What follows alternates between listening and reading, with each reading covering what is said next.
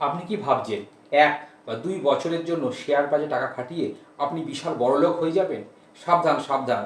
আপনার এই একটা ভুল ধারণাই কিন্তু আপনার সারা জীবনের জমানো পুঁজি ধুলোয় মিশিয়ে দিতে পারে। আমরা রাতারাতি বড়লোক হতে গিয়ে এমন একটা জায়গায় পা দিই যেখানে লাভের বদলে লোকসানটাই বেশি হয়। কিন্তু আপনি কি জানেন একটা সামান্য টাকার টুকরো কিভাবে আপনার অজান্তে ১৫ গুণ হতে পারে? ঠিকই শুনেছেন, ১৫ গুণ।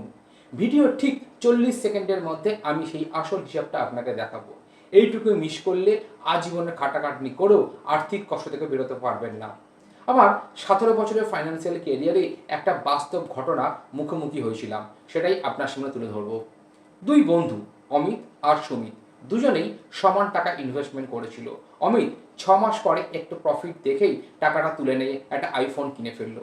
আর সুমিত সে তার লোভকে সামলে টাকাটাকে ছুঁয়ে দেখল না।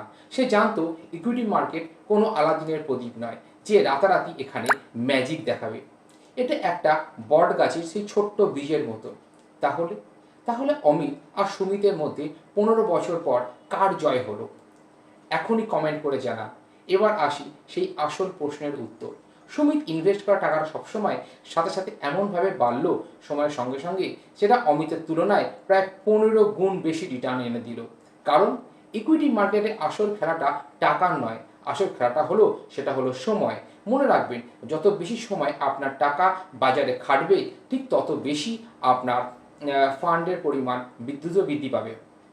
১ বা ২ বছরের জন্য যদি আপনি বিনিয়োগ করেন তাহলে সামান্য কিছু মুনাফা আপনি দেখতে পাবেন। কিন্তু যদি আপনি ১৫ বছরের জন্য টাকাটাকে ধরে রাখেন বা বিনিয়োগ করেন তাহলে একটা বিশাল বড় সম্পদ তৈরি হবে। আপনি আপনার টাকাটাকে কতটা সময় দিতে চান? রাজি আছেন ১ বছর নাকি ১৫ বছর?